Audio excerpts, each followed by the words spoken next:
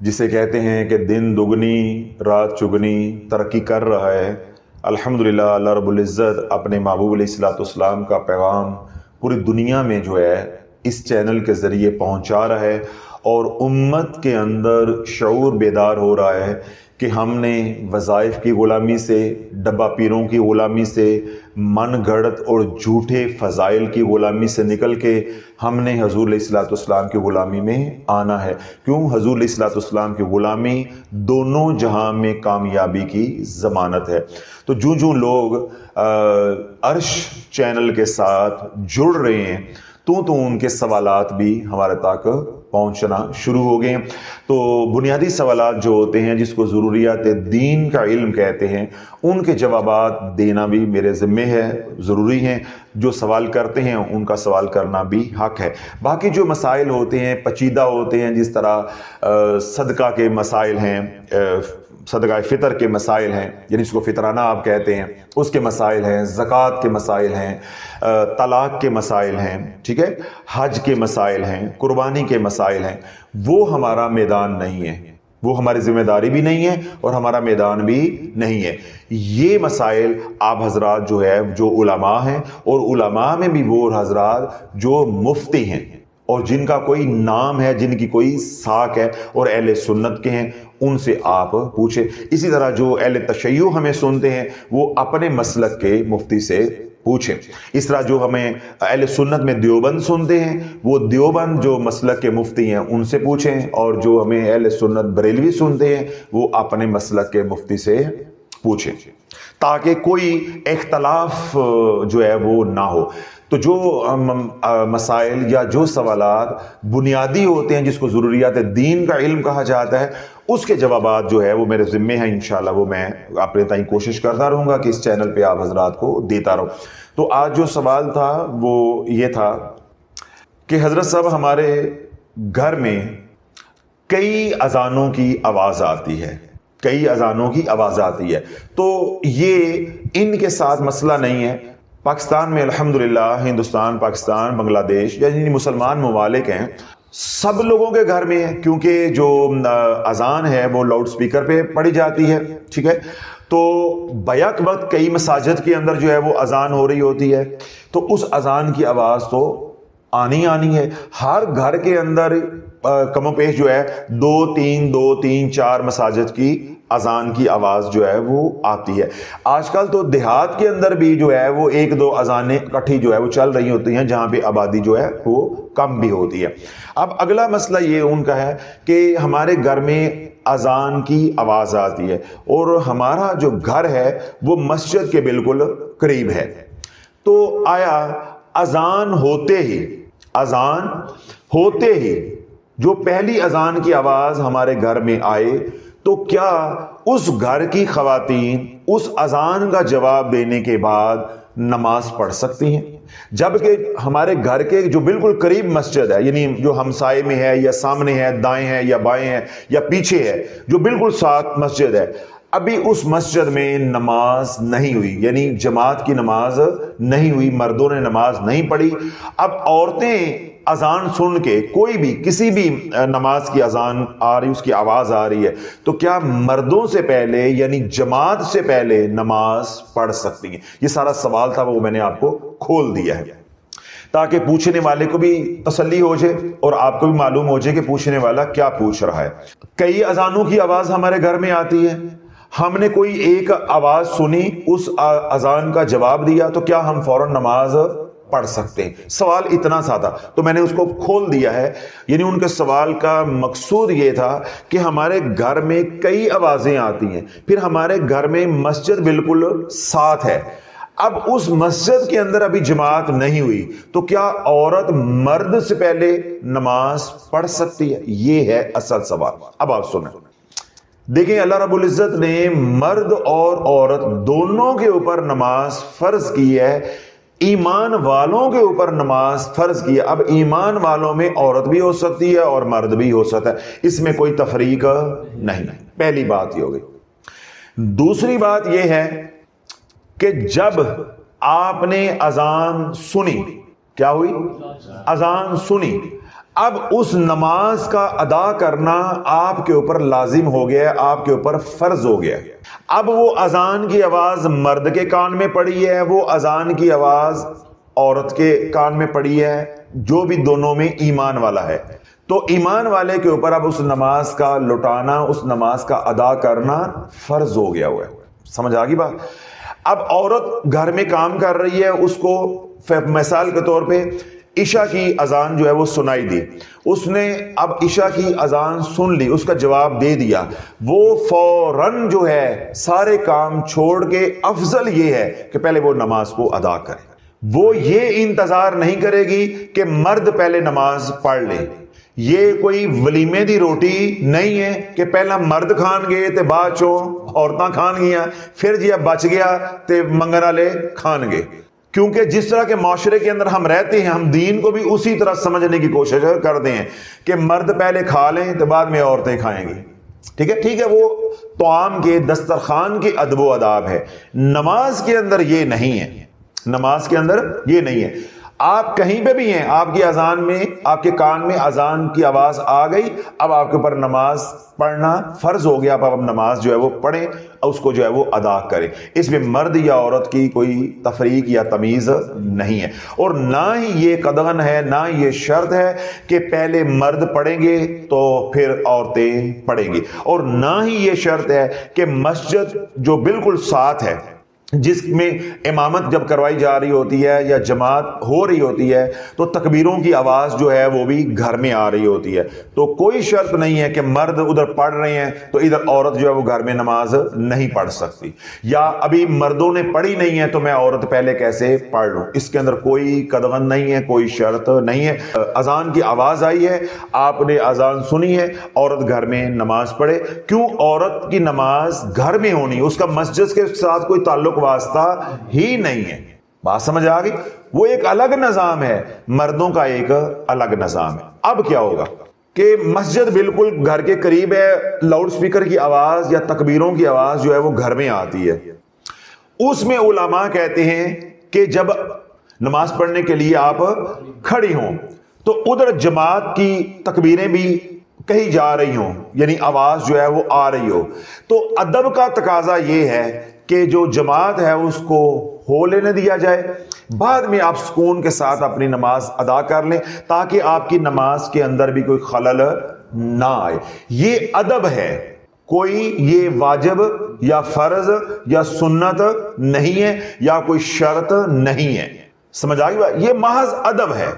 اپنے کام کاج کر رہے ہیں وہ کر لیں، ٹھیک ہے، کوئی تسبیح کرنی ہے تو وہ کر لیں، کوئی ذکر کرنا ہے وہ کر لیں، کوئی درود پاک پڑھنا ہے وہ پڑھ لیں، جب وہ امام سلام پھیر دے اور آپ اپنی نماز پڑھ لیں، ٹھیک ہے۔ یہ تو چند ان گھروں کے لیے ہے جو 2-4 گھر مسجد کے بالکل ساتھ جڑے ہوتے ہیں، اور اس مسجد کے اندر ساؤنڈ بھی کہیں بہت زیادہ بلند جو ہے وہ استعمال کیا جا رہا ہے کہ حال سے باہر گھروں کے اندر بھی آواز آ رہی ہے، کوئی ایسی صورتحال ہے تو یہ ان کے لیے ہے کہ وہ ادب کر لیں، ورنہ کوئی شرط نہیں۔ تو عمومی گھروں میں تو اللہ والو اذان کی آواز آتی ہے، تکبیروں کی آواز تو نہیں آتی۔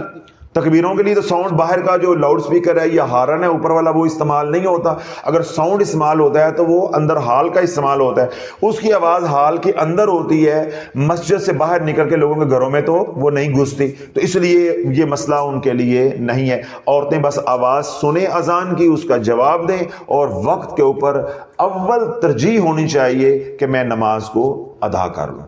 بات سمجھ آ؟ اسی طرح مسجد کے اندر ہے، کیا ہے؟ مسجد کے اندر ہے۔ مسئلہ اصل میں سوال یہ اس طرح ہونا چاہیے تھا کہ ہم مسجد کے اندر ہیں، وہاں مسجد کے اندر خواتین کے لیے باب النساء نہیں بنا ہوا، ٹھیک ہے۔ اب مرد جو ہے وہ نماز پڑھ رہے ہیں، عورتوں کے لیے نماز پڑھنے کی جگہ نہیں ہے۔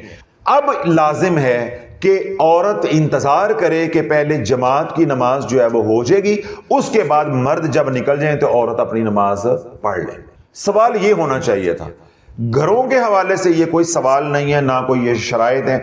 अदब है वो मैंने बता दिया, और वो अदब भी उन चंद घरों पे लागू होगा। कहीं इल्ला कलील कहीं ऐसी मस्जिद हो कि उन्होंने साउंड बहुत ही ज़्यादा जो है वो खोला हुआ हो तो उस हाल की आवाज़ आती हो, या कोई कंस्ट्रक्शन इस तरह की हुई हो, मस्जिद का रुख या आपके घर का रुख इस तरह का हो कि आपके घर के अंदर भी उसकी आवाज़ें आती हों, या जुमे वाले दिन होता है कि वो जुमे की नमाज जो है उसमें हारन जो है वो इस्तेमाल किया जाता है खुतबे के लिए, फिर हारन के ऊपर ही जो है जुमे की नमाज भी पढ़ा दी जाती है, तो उसमें होता है। वगरना जो मामूल की नमाजें होती हैं उसके अंदर तो घरों में आवाज़ भी नहीं आती। अगर बिलफर्ज किसी के घर में आवाज़ तकबीरों की या जमात की आवाज़ आती है तो वहाँ अदब का तकाजा ये है कि आप वजू करके उतनी देर तस्बीहात कर लें। जब जमात से मर्द हजरात जो है वो फारिग हो जाएंगे, यानी मस्जिद की जमात की नमाज हो जाए, तो आप अपनी औरतें नमाज पढ़ लें, वगरना ये कोई शर्त नहीं है।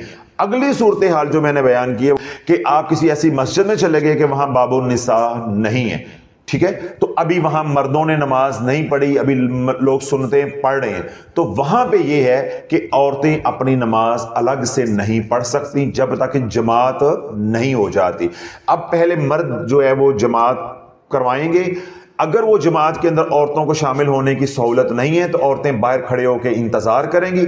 जब मर्द अंदर से नमाज पढ़ के निकल आए तो फिर औरतें जाके वो अपनी नमाज अदा कर सकती हैं। इस तरह की सूरत हाल का सामना अमूमी मुसाफिरों को करना पड़ता है कि जब आपने किसी पंप के ऊपर, सीएनजी पंप के ऊपर, किसी स्टेशन के ऊपर जो है वो गाड़ी रोक ली, तो वहां नमाज हो रही थी, अंदर मर्द नमाज पढ़ने वाले थे, तो औरतों की अब अंदर जाने की जगह नहीं है, वो छोटी छोटी मस्जिदें होती हैं, तो वहां औरत जो है वो इंतजार करेगी कि मर्द पहले नमाज पढ़ के निकल आए तो बाद में जाके औरत नमाज पढ़ेगी।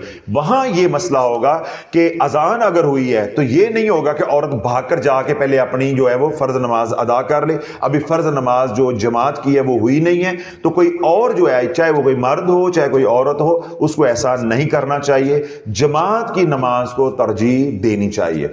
और अगर मर्द औरत हो तो अगर वहां सहूलत है तो दोनों इकट्ठे नमाज पढ़ सकते हैं, मर्द अलग पढ़ेंगे, औरतें बाबुन निसा में पढ़ेंगी। अगर ये सहूलत नहीं है तो फिर ये कि पहले जमात मर्दों की हो जाएगी, वो निकल जाए, बाद में उसी मस्जिद में या उसी जगह पे जाके औरतें अपनी नमाज पढ़ सकते हैं। तो अल्लाह सोना जो है ये बुनियादी जो ज़रूरियात दीन का इल्म है, अल्लाह हम सब को हासिल करने की तौफीक अता फरमाए, ताकि जो हमारी छोटी छोटी गलतियां होती हैं, इश्काल पैदा हो जाते हैं, गलत फहमियाँ होती हैं, तो बसा औकात फिर वही गुनाहों का जो है वो ज़रिया या सबब बन जाता है। अल्लाह रब्बुल इज़्ज़त जो है अपने महबूब अलैहिस्सलाम के प्यारे दीन को सीखने की हम सबको जो है वो तौफीक अता फरमाए, और इस दीन इस्लाम को सीख कर घर घर में हमें पहुँचाने के लिए भी अल्लाह सोना हम सबको जो है वो कबूल मंजूर फरमाए। वो तमाम हज़रात जो शाफिया सोशल मीडिया देखते हैं और दिन रात हजूर के दीन के लिए काम करने, अपने इलाकों में शाफी बन के काम कर रहे हैं, अल्लाह सबकी जो है मदद नुसरत फरमाए, सबकी घरों की परेशानियों को दूर अता फरमाए। जो दुखी हैं अल्लाह उनके दुख दूर अता फरमाए, जो सुखी हैं उनके सुख में अल्लाह बरकतें अता फरमाए। वो तमाम हज़रात जिन्होंने दुआओं के लिए हमें कहा है उनके हक़ में अल्लाह हमारी इल्तिजाओं को कबूल मंजूर फरमाए, और वो तमाम हज़रात जो हमारे लिए प्यार भरी मोहब्बत भरी दुआएं करते हैं अल्लाह उनके हक़ में भी हमारी मोहब्बत भरी दुआओं को कबूल मंजूर फरमाए। जो मांगे अल्लाह वो भी अता फरमाए, जो नहीं मांग सके हमारी ज़रूरतें हैं अल्लाह बिन मांगे अता फरमाए। अल्लाह रब्बुल इज़्ज़त जो सिलसिला आलिया कादरिया शाफिया को सारी उम्मत के को ये एक साइल का सवाल है कि कुछ घरेलू मसाइल हैं, कुछ कारोबारी मसाइल हैं जिनकी वजह से वो परेशान हैं। हकीकत में ये माशरे का सवाल है, हकीकत में ये पूरी कौम का सवाल है। आज कोई शख्स ऐसा नहीं है जो कारोबारी मसाइल की वजह से परेशान ना हो। मुलाजमत करता है, मुलाजिम है तो वो मुलाजमत की वजह से परेशान ना हो, मुलाजमत के मसाइल का उसको सामना ना हो। इसी तरह कोई शादीशुदा है तो उसके घर में औलाद के मसाइल ना हो, बरादरी वाला है तो उसको बरादरी के मसाइल का सामना ना हो। यानी हर शख्स किसी ना किसी मसले में उलझा हुआ है। तो अल्लाह बोलो, अगर कारोबारी मसाइल का आपको सामना है या घरेलू मसाइल हैं, अब घरेलू मसाइल में कोई भी मसला हो सकता है, घर में बदतफाकी हो सकती है, घर में बीमारियां हो सकती हैं, या जिस घर में आप रह रहे हैं वो किराए का घर है, ये मसला भी आपको हो सकता है, या घर के अंदर कोई बीमार उठता है तो दूसरा बीमार पड़ जाता है, यानी बीमारी नहीं छोड़ रही। کسی بھی طرح کے مسئلے کا آپ کو سامنا ہو سکتا ہے۔ اسی طرح کاروباری مسائل ہیں تو وہ کئی مسائل ہیں، کوئی ایک مسئلہ نہیں ہے۔ عرض یہ کرنا چاہتا ہوں، کاروباری مسائل ہیں، گھریلو مسائل ہیں، روحانی مسائل ہیں، اور اگر آپ ملازم ہیں تو آپ کو ملازمت کے مسائل کا سامنا ہے۔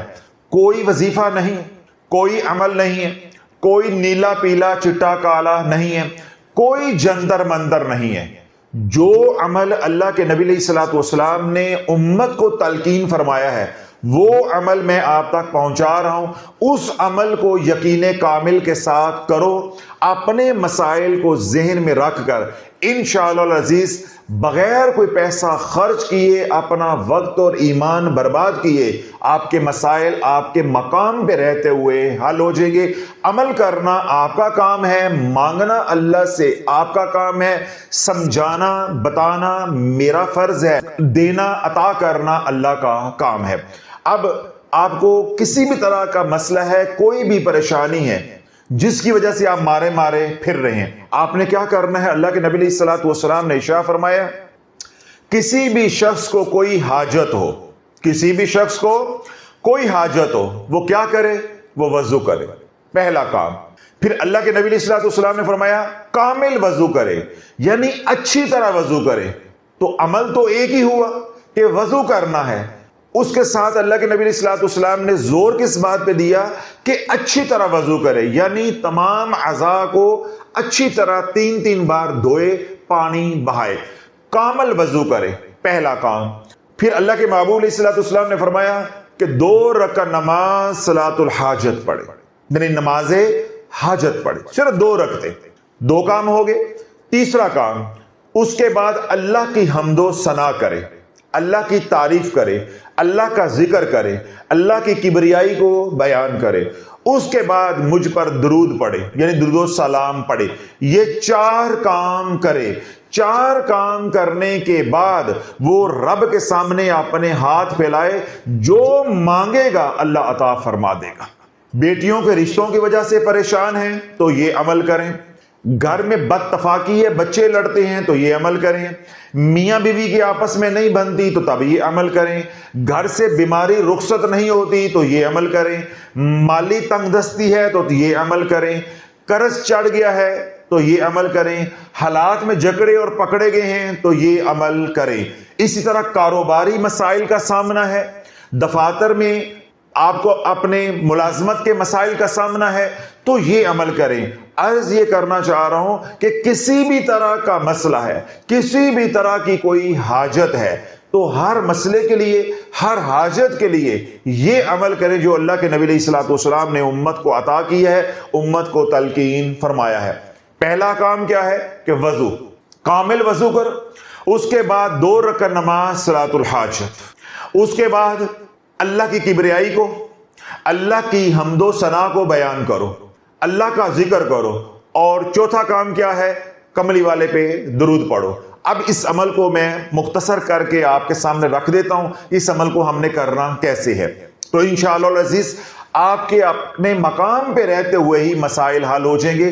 آپ کو کوئی بھی ورد وظیفہ کرنے کی ضرورت نہیں ہے، کوئی نیلا پیلا چٹا کرنے کی ضرورت نہیں ہے۔ کوئی مسئلہ ہے، دن ہے رات ہے، صرف وہ وقت جن اوقات میں نماز پڑھنا ممنوع ہے، یعنی سجدہ نہیں کیا جا سکتا، مکروہ اوقات ہیں، ان اوقات کو چھوڑ کے راؤنڈ دا کلاک 24 گھنٹے جب چاہیں، جہاں چاہیں، جس وقت چاہیں آپ یہ عمل کر سکتے ہیں، پہلی بات۔ دوسری بات کیا ہے کہ آپ نے کامل وضو کرنا ہے، یعنی ٹھہر کے بڑے آرام کے ساتھ اچھے طریقے کے ساتھ وضو بنائیں۔ کتنے کام ہو گئے؟ 2، یعنی پہلا ارادہ ہو گیا، اس کے بعد آپ وضو والا کام کریں گے، یعنی آپ نے وضو کر لیا۔ اس کے بعد کیا ہے کہ 2 رکعت نماز صلاۃ الحاجت پڑھنی ہے۔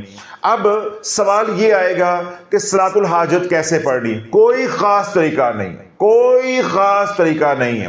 جس طرح عمومی طور پہ 2 نفل پڑھے جاتے ہیں، اسی طرح آپ نے 2 نفل پڑھنے ہیں، بس آپ نیت کریں گے 2 رکعت نماز حاجت یا 2 رکعت نماز صلاۃ الحاجت۔ اللہ اکبر، ثنا پڑھیں گے، سورۃ فاتحہ پڑھیں گے، پہلی رکعت میں جون سی مرضی سورت پڑھیں، اسی طرح دوسری رکعت میں سورت فاتحہ کے بعد جون سی مرضی سورت پڑھیں۔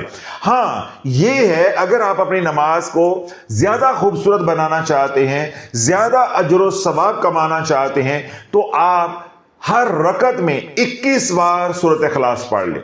جب آپ 21 بار سورت اخلاص پڑھیں گے تو ہر رکعت میں آپ کو 7 قرآن مجید فرقان حمید پڑھنے کا ثواب ملے گا، کیونکہ اللہ کے نبی علیہ الصلوۃ والسلام نے ارشاد فرمایا، سیدنا ابو ہریرہ نے اس کو روایت کی ہے کہ جس نے ایک بار سورت اخلاص یعنی قل هو اللہ احد پڑھی، اس کو تہائی قرآن مجید فرقان حمید کی تلاوت کا ثواب ملے گا، اور جس نے 2 بار سورت اخلاص پڑھی اس کو 2 تہائی قرآن پڑھنے کا ثواب ملے گا، اور جس نے 3 بار سورت اخلاص پڑھی اس کو 1 مکمل قرآن مجید فرقان حمید کی تلاوت کا ثواب ملے گا۔ تو یوں اگر آپ ہر رکعت میں 21 بار سورت اخلاص یعنی قل هو اللہ احد پڑھیں گے تو 7 قرآن مجید فرقان حمید پڑھنے کا ثواب ملے گا۔ اسی طرح دوسری رکعت میں آپ 21 بار سورت اخلاص پڑھیں گے تو 7 قرآن مجید فرقان حمید کی تلاوت کا ثواب ملے گا۔ اگر تو گنجائش ہے، سکت ہے، ہمت ہے، وقت ہے، 21 بار آپ سورت اخلاص سورت فاتحہ کے بعد پڑھ لیں، اور اگر وقت کم ہے، قلت ہے، اور آپ 21 بار سورت اخلاص نہیں پڑھنا چاہتے، آپ 12 مرتبہ سورت اخلاص پڑھ لیں تو 4 قرآن مجید پڑھنے کا ثواب ایک رکعت میں مل جائے گا۔ اگر وقت اور کم ہے آپ 9 بار پڑھ لیں، 9 بار پڑھ لیں، 6 بار پڑھ لیں، یا کم از کم 3 بار سورت اخلاص ہر رکعت میں پڑھ لیں، 1 قرآن مجید فرقان حمید کی تلاوت کا آپ کو ثواب مل جائے گا۔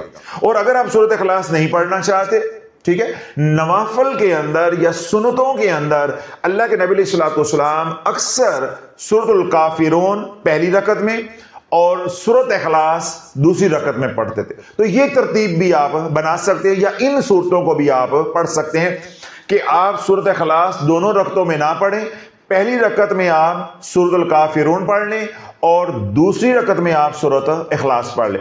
اب اس کے اندر اور اضافہ کیا جا سکتا ہے اجر و ثواب کے حوالے سے۔ آپ نے نیت کی 2 رکعت نماز صلاۃ الحاجت، پہلی رکعت میں سورۃ فاتحہ کے بعد آپ نے 21 بار قل هو اللہ احد پڑھ لی، ٹھیک ہے، بہت ہی اچھی بات ہے۔ اور اگر وقت کم ہے تو ہم یہ ترتیب بھی بنا سکتے ہیں کہ 3 بار سورۃ اخلاص دونوں رکعتوں میں پڑھ لیں، 2 ترتیب ہو گئی۔ اور ایک ترتیب یہ بھی بن سکتی ہے کہ جس طرح اللہ کے نبی علیہ الصلوۃ والسلام سنتوں اور نوافل میں سورۃ الکافرون اور سورۃ اخلاص پڑھتے تھے، تو ہم یہ ترتیب بھی اپنا سکتے ہیں۔ پھر اس کے اندر مزید اضافہ کر کے اجر و ثواب کیسے کما سکتے ہیں؟ آپ 2 رکعت نماز صلاۃ الحاجت پڑھیں تو آپ پہلی رکعت میں 4 بار سورۃ الکافرون پڑھیں۔ اس کا نفع کیا ہوگا؟ اللہ کے نبی علیہ الصلوۃ والسلام نے ارشاد فرمایا کہ جس نے 4 بار سورۃ الکافرون پڑھی 1 قرآن مجید فرقان حمید کی تلاوت کا ثواب ملے گا۔ تو یوں پہلی رکعت میں آپ 4 بار سورۃ الکافرون پڑھ لیں اور دوسری رکعت میں 3 مرتبہ سورۃ اخلاص پڑھ لیں، تو دونوں رکعتوں میں آپ کو 1 قرآن مجید فرقان حمید کی تلاوت کا ثواب مل جائے گا۔ اور یہ جو طریقہ ہے کہ پہلی رکعت میں سورۃ الکافرون پڑھنا اور دوسری رکعت میں سورۃ اخلاص پڑھنا، یہ طریقہ اللہ کے نبی علیہ الصلوۃ والسلام کا ہے۔ تو دونوں طریقے میں نے آپ کے سامنے رکھ دیے ہیں اور ان میں مزید اضافہ کر کے بھی بتا دیا ہے کہ اگر آپ زیادہ اجر و ثواب کمانا چاہتے ہیں تو سورۃ الکافرون کو 1 بار کی بجائے 4 بار پڑھ لیں، اس طرح سورۃ اخلاص کو 1 بار کی بجائے 3 بار پڑھ لیں، آپ کو مکمل 1 قرآن کی تلاوت کا ثواب ملے گا پہلی رکعت میں، اور 1 مکمل قرآن کی تلاوت کا ثواب ملے گا دوسری رکعت میں، ٹھیک ہے۔ تو یہ مختصر طریقہ ہے نماز حاجت پڑھنے کا یا صلاۃ الحاجت پڑھنے کا۔ اب آپ کے 2 کام ہو گئے، آپ نے وضو بھی کر لیا، صلاۃ الحاجت بھی پڑھ لی۔ اس کے بعد اللہ کے نبی علیہ الصلوۃ والسلام نے 2 کام نماز کے بعد کے بتائے ہیں۔ پہلا کام کیا ہے کہ اللہ کا ذکر کرنا، اللہ کی حمد و ثنا کرنا، اللہ کی کبریائی کو بیان کرنا۔ آپ ذکر کریں سبحان اللہ والحمد للہ ولا الہ الا اللہ واللہ اکبر، یہ 4 اذکار کا مجموعہ ہے۔ اس کے اندر اللہ کی پاکی بھی ہے، اللہ کی تعریف بھی ہے یعنی حمد و ثنا بھی ہے، اس کے اندر توحید بھی ہے اور اس کے اندر کبریائی بھی ہے، یعنی یہ تمام वज़ाइफ का मजमूआ है या अज़कार का मजमूआ है। सुबहान अल्लाह वल्हम्दुलिल्लाह वला इलाहा इल्लल्लाह वल्लाहु अकबर। अल्लाह के नबी सल्लल्लाहु अलैहि वसल्लम ने इरशाद फरमाया कि जब बंदा पढ़ता है सुबहान अल्लाह वल्हम्दुलिल्लाह वला इलाहा इल्लल्लाह वल्लाहु अकबर, रब फरिश्तों को मुखातिब करके इरशाद फरमाता है, ऐ फरिश्तों गवाह हो जो, देखो मेरा बंदा कैसे मती हो गया है। उसने कहा है सुबहान अल्लाह वल्हम्दुलिल्लाह वला इलाहा इल्लल्लाह वल्लाहु अकबर। अब मुझे परवाह नहीं है कि उसके गुनाह समंदर की झाग के बराबर हैं, दरख्तों के पत्तों के बराबर हैं, या रेत के जर्रों के बराबर हैं, या पानी के कतरों के बराबर हैं। मैंने उसके सारे गुनाहों को माफ कर दिया। यानी एक बार आपने पढ़ा सुबहान अल्लाह वल्हम्दुलिल्लाह वला इलाहा इल्लल्लाह वल्लाहु अकबर, अल्लाह सारे गुनाहों को माफ फरमा देगा। जब गुनाह माफ हो जाएंगे तो तुम्हारे कामों में जो रुकावटें हैं वो दूर हो जाएंगी, तुम्हारी घरेलू परेशानियां हैं तो दूर हो जाएंगी, कारोबारी परेशानियां हैं तो दूर हो जाएंगी, कोई मुलाजमत के मसाइल हैं तो इंशाल्लाह वो हल हो जाएंगे। क्यों? रुकावटें तो आ रही हैं गुनाहों की वजह से। तो जब हम ये तस्बीह करेंगे तो गुनाह माफ हो जाएंगे, रास्ते खुल जाएंगे। उसके बाद क्या है? कमली वाले पे दुरूद पढ़ो। तो इसकी तरतीब आप यूं बना सकते हैं कि 2 रकात नमाज सलातुल हाजत पढ़ने के बाद आप 100 बार ये तस्बीह पढ़ें, सुबहान अल्लाह वल्हम्दुलिल्लाह वला इलाहा इल्लल्लाह वल्लाहु अकबर। फिर 100 बार कमली वाले पे दुरूद पढ़ें, अल्लाहुम्मा सल्ली अला मुहम्मद व अला आले मुहम्मद अस्तगफिरुल्लाह। तो ये मुकम्मल अब आपका पैकेज बन गया कि आपने वजू करना है कामिल, 2 रकात नमाज सलातुल हाजत पढ़नी है, उसके बाद 100 बार तस्बीह करनी है, सुबहान अल्लाह वल्हम्दुलिल्लाह वला इलाहा इल्लल्लाह वल्लाहु अकबर। उसके बाद 100 बार दुरूद अहले बैत पढ़ेंगे, अल्लाहुम्मा सल्ली अला मुहम्मद व अला आले मुहम्मद अस्तगफिरुल्लाह। जब आप तस्बीह पढ़ेंगे सुबहान अल्लाह वल्हम्दुलिल्लाह वला इलाहा इल्लल्लाह वल्लाहु अकबर, इसका मैंने अभी जिक्र किया कि जो ही एक बार पढ़ेंगे तो अल्लाह सारे गुनाहों को माफ फरमा देगा। उसके बाद आप पढ़ेंगे दुरूद, अल्लाहुम्मा सल्ली अला मुहम्मद व अला आले मुहम्मद। ठीक है? तो अल्लाह के नबी सल्लल्लाहु अलैहि वसल्लम ने इरशाद फरमाया कि जिसने एक बार दुरूद पढ़ा अल्लाह उसको 4 इनामात से सरफराज फरमाएगा। पहला इनाम 10 नेकियां, दूसरा इनाम 10 गुनाह माफ, तीसरा इनाम 10 रहमतें अल्लाह नाज़िल फरमाएगा, चौथा इनाम अल्लाह 10 दर्जात को बुलंद फरमाएगा। तू तो 100 बार पढ़ रहा है, तू तो 100 बार पढ़ रहा है। 2 अमाल हो गए, यानी पहले आपने तस्बीह कर ली 100 बार, उसके बाद आपने 100 बार कमली वाले पे दुरूद पढ़ा। तो दुरूद के साथ आपने जोड़ा है अस्तगफिरुल्लाह। दुरूद के साथ क्या जोड़ा है? अस्तगफिरुल्लाह। दुरूद ऐसी इबादत है जो रियाकारी के साथ की जाए, इखलास और खलूस के बगैर भी की जाए तो यह कबूल ही कबूल है। इसलिए इसके साथ हमने जोड़ा है इस्तिग़फ़ार को। तो जब कमली वाले के लिए दुआ करोगे, दुआए रहमत करोगे और अपने लिए अल्लाह से बख्शिश मांगोगे, तो क्या रब दुआ का पहला हिस्सा कबूल कर लेगा और दूसरा हिस्सा ठुकरा देगा? क्या ये रब को बात ज़ेब देती है? अल्लाह बोलो, जब आपने तस्बीह की सुबहान अल्लाह वल्हम्दुलिल्लाह वला इलाहा इल्लल्लाह वल्लाहु अकबर, गुनाह तो तेरे उस वक्त के ही माफ हो चुके हैं।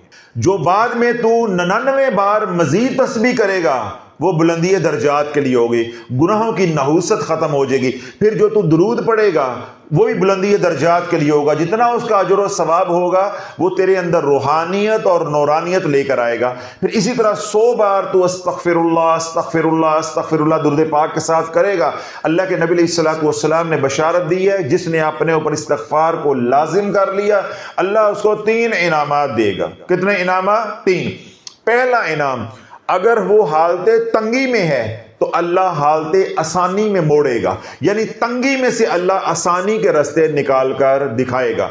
दूसरा इनाम, अल्लाह उसके सारे गम दूर अता फरमा देगा। तीसरा इनाम, अल्लाह उसको रिज़्क वहां से देगा जहां उसका गुमान भी नहीं जाता। ये इस्तिग़फ़ार के साथ 3 वादे हैं। इस हदीस पाक को, ये तिरमिज़ी शरीफ की हदीस पाक है, इसको अब्दुल्लाह बिन अब्बास ने रवायत की है कि जिसने अपने ऊपर इस्तिग़फ़ार को लाजिम कर लिया अल्लाह तंगी में से आसानी निकालेगा, अल्लाह उसके सारे गम दूर अता फरमा देगा और अल्लाह उसको रिज़्क वहां से देगा जहां उसका गुमान भी नहीं जा सकता। तो यूं आपने कामिल वजू किया, 2 रकात नमाज सलातुल हाजत पढ़ी, 100 बार आपने तस्बीह पढ़ी, सुबहान अल्लाह वल्हम्दुलिल्लाह वला इलाहा इल्लल्लाह वल्लाहु अकबर, फिर 100 बार आपने दुरूद पाक और इस्तिग़फ़ार पढ़ा, अल्लाहुम्मा सल्ली अला मुहम्मद व अला आले मुहम्मद अस्तग़फिरुल्लाह। ये अब अमल मुकम्मल हो गया जो अल्लाह के नबी सल्लल्लाहु अलैहि वसल्लम ने अपनी उम्मत को तलकीन फरमाया। उसके बाद वो मसला जिसके लिए ये अमल आप कर रहे हैं, वो हाजत जिसके लिए ये आप अमल कर रहे हैं, अब अल्लाह से हाथ फैला के मांग लो। दुनिया का कोई मसला है, जाती मसला है, इज्तिमाई मसला है, इनफरादी मसला है, घरेलू मसला है, किसी तरह का मसला है, सेहत का मसला है या माली मसला है, बेटियों को रिश्तों का मसला है, घर में बीमारी है वो उसका सामना आपको है, या माली तंगदस्ती है, या कर्ज ने आपको जकड़ा हुआ है, कोई भी परेशानी है, अपने रब के सामने झोली फैलाकर उसकी रहमत को जितना समेट सकते हो, अब रहमत बरस रही है। तूने ये 4 अमाल करके जो अल्लाह के नबी सल्लल्लाहु अलैहि वसल्लम ने तलकीन फरमाए हैं, रब की रहमत को अपनी तरफ मतवज्जे कर लिया है। अब मांगना तेरा काम है और तेरी झोली को भरना अर्श वाले का काम है। तो अल्लाह बोलो ये इतना सादा और आसान अमल है, बजाय कि आप औरादो वज़ाइफ की दुनिया में आ जाए, नीले पीले चिट्टे तवीज़ करें या रंग बिरंगे वज़ाइफ करें। जब वज़ाइफ कर लोगे वक्ती नफ़ा हो जाएगा, फिर आपको वज़ाइफ की शराइत का इल्म नहीं है, ना आपको शुरू करने का पता है और ना आपको बंद करने का इल्म है। तो आप वज़ाइफ की दुनिया में एक बार उतर आए, फिर आपसे तादम मौत निकला नहीं जाएगा। तो जब अल्लाह के नबी सल्लल्लाहु अलैहि वसल्लम ने तरीका बता दिया है, ये मसनून अमल है, इसको जब ज़रूरत हो कर लो, पाबंदी के साथ रोजाना करने की जरूरत भी नहीं है, जब जरूरत है कर लो। और अगर अपना मामूल बना लो, हर रोज सोने से पहले या फजर के बाद, जोहर के बाद, मगरब के बाद कोई भी तरतीब बना लो, दिन में किसी वक्त भी 2 रकात नमाज सलातुल हाजत पढ़ लिया करो और 2 तस्बीहां ये कर लिया करो। एक तस्बीह सुभान अल्लाह वल्हम्दुलिल्लाह वला इलाहा इल्लल्लाह वल्लाहु अकबर, और एक तस्बीह दुरूद पाक और इस्तिग़फ़ार की। उसके बाद अल्लाह से जो मांगोगे अल्लाह अता फरमा देगा। यानी आपने अल्लाह से मांगना है। अमल ये इसलिए बता रहा हूं, इसके पीछे फिक्र ये है कि अपना अल्लाह से ताल्लुक नमाज वाला बनाओ, अपना अल्लाह से ताल्लुक दुआओं वाला बनाओ, अपना अल्लाह से ताल्लुक दुरूद पाक वाला बनाओ, अपना अल्लाह से ताल्लुक जिक्र वाला बनाओ, अपना अल्लाह से ताल्लुक इस्तिग़फ़ार वाला बनाओ, वजीफों वाला, तवीज़ गंडों वाला